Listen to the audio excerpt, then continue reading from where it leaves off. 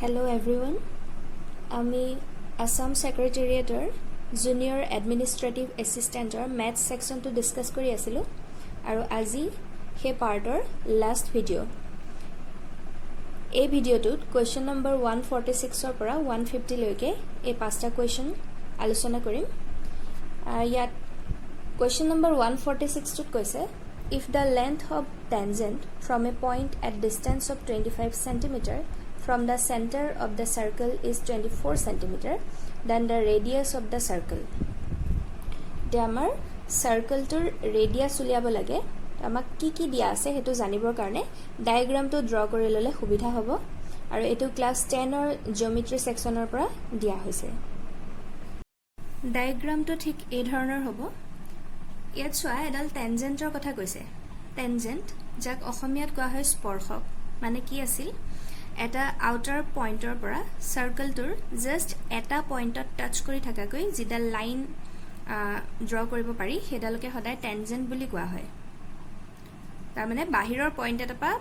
বৃত্তটোৰ এটা বিন্দু স্পৰ্শ কৰি থাকাকৈ যিডাল ৰেখা থাকে হেডালেই কোৱা হয় স্পৰ্শক বা টেনজেন্ট এতিয়া আমাক কি কৈছে length of the tangent to didise 24 cm question to bhalke pohibo laibo et ki koise if the length of the tangent from a point to ami point to loi lolu p point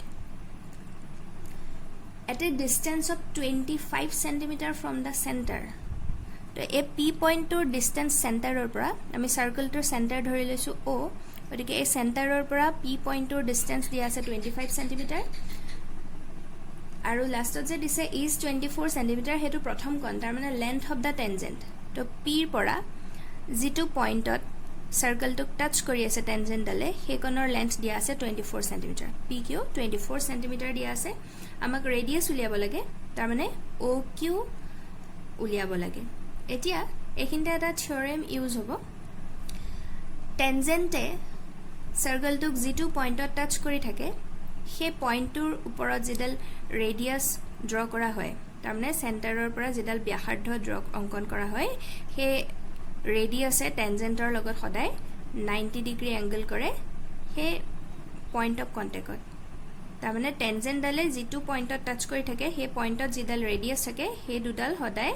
90 degree angle কৰি থাকে তেতিয়া হলে আমি ডায়াগ্ৰামটো পা দেখিছোৱে এটা ট্ৰায়াঙ্গল form কৰি আছে OPQ আৰু যেহেতু এটা এংগল 90 ডিগ্ৰী তো ই হল ৰাইট এংগল ট্ৰায়াঙ্গল আমি দুটা সাইড জানো 90 ডিগ্ৰীৰ অপোজিট সাইডটো খডা হাইপোটেনিয়াস বুলি কোৱা হয় যেটো আমি জানো 25 সেমি আৰু ট্ৰায়াঙ্গলটোৰ বেস আমি জানো 24 সেমি এতিয়া ইয়াৰ পাৰপেন্ডিকুলাৰ ডাল উলিয়াব লাগে তো আমি পাইথাগোৰাছ থিওৰেম ইউজ কৰিলে OQ ৰ ভ্যালু উলিয়াব পাৰিম এতিয়া পাইথাগোৰাছ থিওৰেম মতে কি হয় টেনজেন্ট স্কয়াৰ তাৰ মানে OP square equal to perpendicular square plus base square হয় এটা আমাক তো OQ লাগে তো OQ square to এটা সাইডে ৰাখি দিলু তে PQ square to যদি OP ৰ সাইডত লৈ যাও OP square minus PQ square হ'ব কিন্তু আমাক তো OQ square না লাগে only OQ লাগে তো হেতু কেনেকে পাম এফালে আমি ৰুট ওভাৰ লব লাগিব OP square minus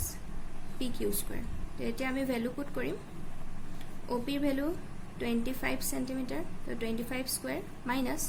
PQ 24 square এতিয়া 25 স্কয়াৰ কৰিলে পাম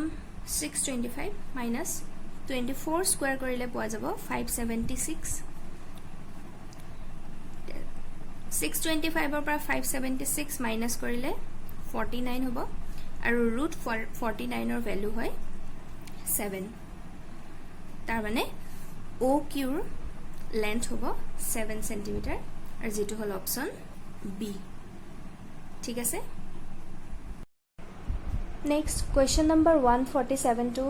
জিওমেট্ৰিৰ পৰা আহিছে তো আমি ডায়াগ্ৰামটো ড্ৰ কৰি লম তেতিয়া কোৱেশ্চনটো বুজি পোৱাত সুবিধা হ'ব এইটো সাৰ্কুলাৰ টেনজেন্টৰে প্ৰবলেম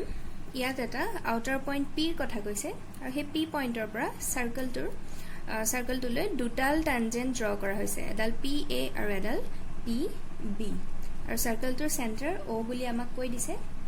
আৰু এই যে PA আৰু PB টেনজেন্ট কেডাল হেডালে 80 ডিগ্ৰী ইনক্লাইন কৰি আছে দুইটা তো PA আৰু PBৰ মাজৰ এংগলটো 80 ডিগ্ৰী বুলি আমাক দিয়া আছে এটা আমাৰ উলিয়াব লাগে এংগল POA তাৰ কাৰণে আমি P আৰু O পইণ্টটো জয়েন কৰিব লাগিব PO জয়েন কৰি দিয়া লগে লগে আমি এংগল POA পালো তো এই এংগলটো আমাৰ উলিয়াব লাগে ঠিক আছে তো আমাৰ সুবিধাৰ কাৰণে আমি যিকেটা পইণ্ট অফ কন্টেক্ট টেনজেন্ট কেডালে সাৰ্কেলটোক যিকেটা পইণ্টত টাচ কৰিছে A আৰু B পইণ্ট তালৈ ৰেডিয়াস ড্ৰ কৰিলো ইতিমধ্যে মই আগতে কৈ আহিছো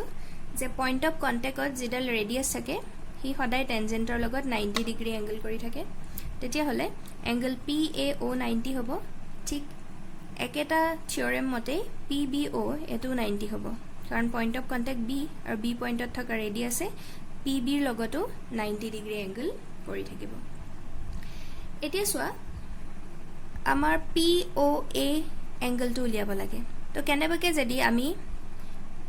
A টু এংগল কিমান হ'ব জানো তেতিয়া হলে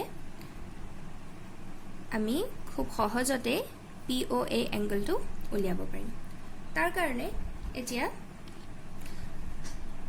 ট্ৰায়াঙ্গুলাৰ কংগ্ৰুৱেন্সি ব্যৱহাৰ হ'ব তাৰ মানে সৰ্বসম ত্ৰিভুজ এতিয়া সোৱা এখিনতে আৰু এটা থিওৰেম তোমালকে মনত ৰাখিব লাগিব এই প্ৰবলেমটো কৰিবৰ কাৰণে যিকোনো এটা আউটাৰ পইণ্টৰ পৰা যি দুডাল টেনজেন্ট ড্ৰ কৰা হয় ম্যাক্সিমাম দুডাল টেনজেন্টে ড্ৰ কৰিব পাৰি এটা পইণ্টৰ পৰা সেই টেনজেন্ট কেডালৰ লেন্থ সদায় ইকুৱেল হয় এটা এটা থিওৰেম হয় মই আকৌবাৰ ৰিপিট কৰি দিছো আউটাৰ মোস্ট পইণ্ট এটাৰ পৰা সাৰ্কেল এটালৈ ম্যাক্সিমাম দুডাল টেনজেন্ট ড্ৰ কৰিব পাৰি আৰু সেই টেনজেন্ট দুডালৰ লেন্থ সদায় ইকুৱেল হয় দ্যাট মিন্স PA আৰু PB ইকুৱেল লেন্থৰ ঠিক আছে আৰু OA আৰু OB এই দুডাল হল সাৰ্কেলটোৰ ৰেডিয়াস ব্যাসাৰ্ধ সদায় ইকুৱেল লেন্থৰ হয় তো OA আৰু OB এই দুডালৰ লেন্থ সেম হ'ব আৰু OP এই সাইডটো দুইটা ট্ৰায়াঙ্গুলাৰ কাৰণে সিমিলাৰ সাইড হয় দুইটা ট্ৰায়াঙ্গুলাৰ উমৈহতীয়া তো আমাৰ সোৱা সাইড ক্ৰাইটেৰিয়ন মতে ট্ৰায়াঙ্গল কিটা কংগ্ৰুৱেন্ট হল এতিয়া কংগ্ৰুৱেন্ট হোৱাৰ লগে লগে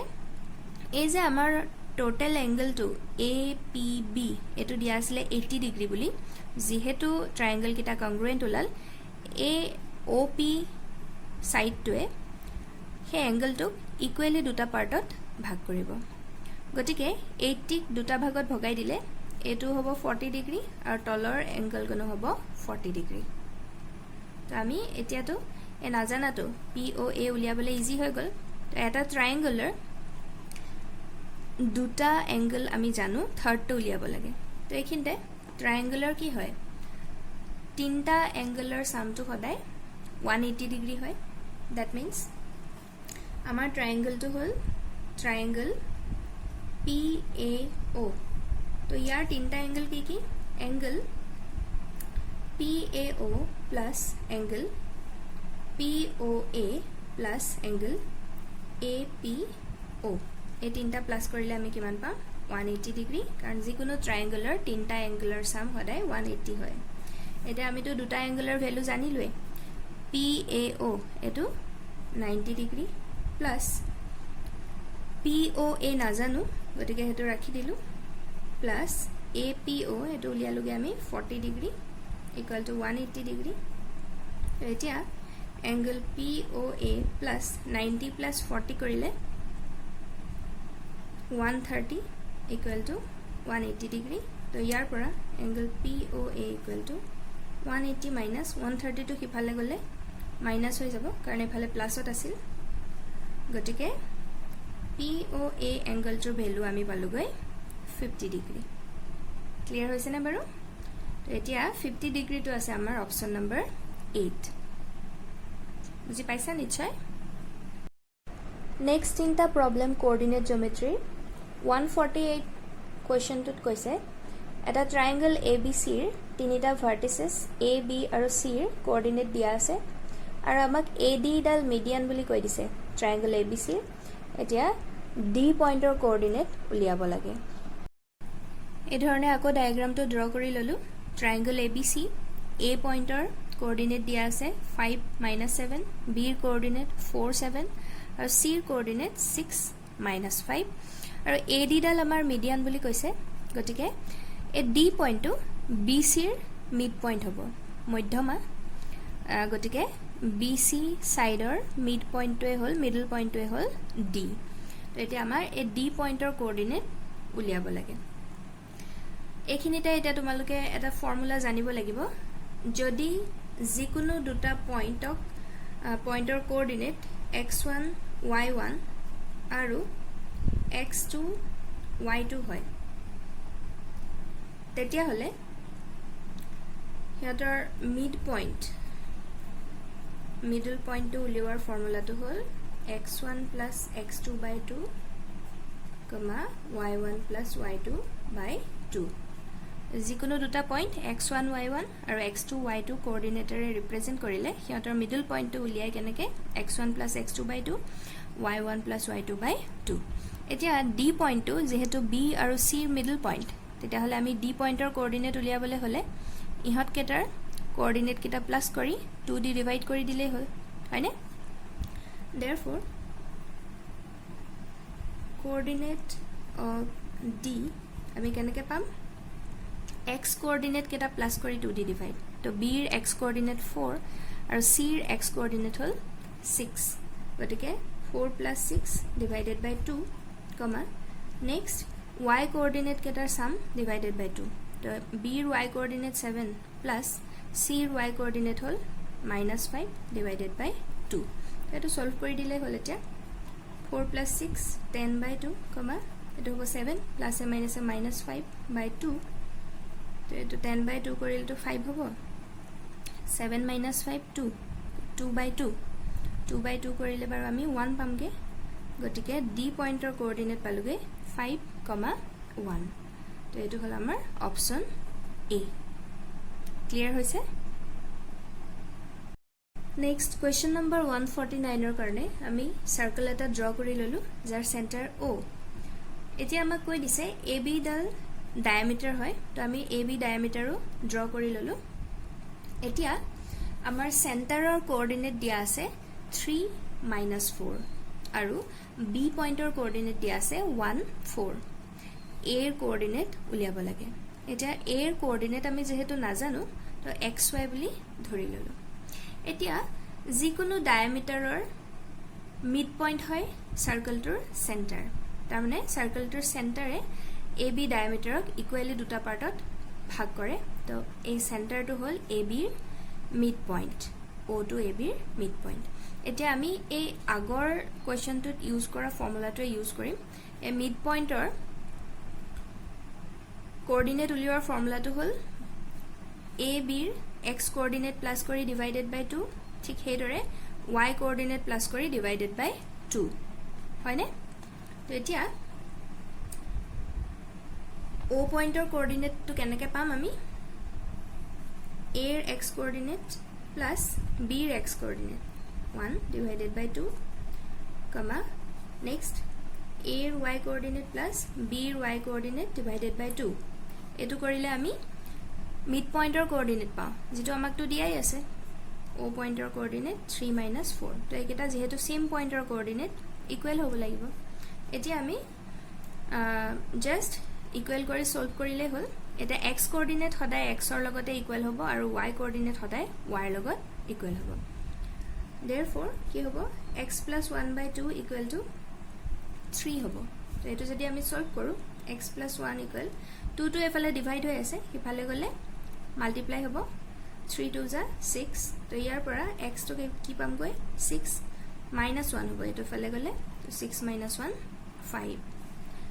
একে ধৰণে y কোঅৰ্ডিনেটৰ কাৰণে y plus 4 by 2 equal to -4 হ'ব তো তাৰ কাৰণে y plus 4 equal এটো ইফালে গলে মাল্টিপ্লাই হ'ব 4 2 যা -8 তো y equal to -8 - 4 এটো ফলে প্লাস আছিল ইফালে গলে মাইনাস হ'ব তো ইয়াৰ পৰা y কোঅৰ্ডিনেট পাম গৈ আমি যেহেতু দুইটা মাইনাস গতিকে প্লাস হৈ যাব 8 plus 4 12 আৰু আগফালে চিনডাল মাইনাস হ'ব তো আমি A পইণ্টৰ কোঅৰ্ডিনেট xy বুলি ধৰিছিলো যাৰ ভ্যালু পালো গৈ 5, -12 তো এইটো হল আমাৰ অপশন নাম্বাৰ সি ঠিক আছে Next, question number 150. The ratio in which the y-axis divides the line segment joining the points 5, -6 and -1, -4 is. তাৰ মানে দুটা পইণ্ট 5, -6 আৰু -1, -4 সেই পইণ্ট দুটা জইন কৰা যেডাল লাইন তাক y-axisে কি ৰেচিঅ'ত ডিভাইড কৰিব হেতু আমাক খুদিছে ৰেচিঅ'টো উলিয়াবলৈ দিছে এতিয়া এই কোৱেশ্চনটো সলভ কৰিবৰ কাৰণে তোমালকে ফৰ্মুলা এটা জানিব লাগিব যিকোনো দুটা পইণ্ট a আৰু b ধৰি লোৱা হ'ল হিহঁতৰ কোঅৰ্ডিনেট x1 y1 আৰু x2 y2 ইহঁতক যদি বেলেগ এটা পইণ্ট p এ m:n ৰেচিঅ'ত ভাগ কৰে তাৰ মানে p পইণ্টে ab লাইনডালক m:n এইটো ৰেচিঅ'ত ভাগ কৰিছে তেতিয়া হলে p পইণ্টৰ কোঅৰ্ডিনেট উলিওৱাৰ ফৰ্মুলাটো জানিব লাগিব তো p পইণ্টৰ কোঅৰ্ডিনেট উলিওৱাৰ ফৰ্মুলাটো হ'ল mx2 plus nx1 by m plus n এটো x কোঅৰ্ডিনেট আৰু ঠিক সেইদৰে y কোঅৰ্ডিনেট উলিওৱাৰ ফৰ্মুলাটো হ'ল my2 plus ny1 divided by m plus n তো এই ফৰ্মুলাটোৱে কি বুজায় যে কোনোবা এটা পইণ্টে যদি এটা লাইনক m:n ৰেচিঅ'ত ভাগ কৰে তেতিয়া হলে হে পইণ্টৰ কোঅৰ্ডিনেট এতিয়া আমাক কৈ দিছে a আৰু b ৰ কোঅৰ্ডিনেট দিয়া আছে এটো দিয়া আছে 5 -6 আৰু b পইণ্টটো দিয়া আছে -1 -4 আৰু এই যে p পইণ্টটো ধৰিলো হেতু y এক্সিসে কাট কৰা পইণ্ট তাৰ মানে এই p পইণ্টটো দিয়ে y এক্সিস ডাল গৈছে এতিয়া যিকোনো পইণ্ট যদি y এক্সিসত থাকে তেতিয়া হলে তাৰ কোঅৰ্ডিনেটটো সদায় 0 y হয় y এক্সিসত থকা যিকোনো পইণ্টৰ x কোঅৰ্ডিনেট সদায় 0 হয় অনলি y কোঅৰ্ডিনেটে থাকে কিন্তু y কোঅৰ্ডিনেটটো কিমান আমি নাজানো গতিকে 0 y বুলি লিখা হয় y এক্সিসৰ ওপৰত থকা যিকোনো পইণ্ট ৰিপ্ৰেজেন্ট কৰিবলৈ এতিয়া আমি ৰেচিঅ'টোৱে উলিয়াব লাগে তো আমি ৰেচিঅ'টো m:n বুলিয়ে ধৰি লৈছো যেটো নাজানো এতিয়া এই ফৰ্মুলাটো ইউজ কৰিম তেতিয়া p পইণ্টৰ কোঅৰ্ডিনেট উলিয়াবলৈ তো আমি কি কৰিম m x2 x2 value -1 plus n x1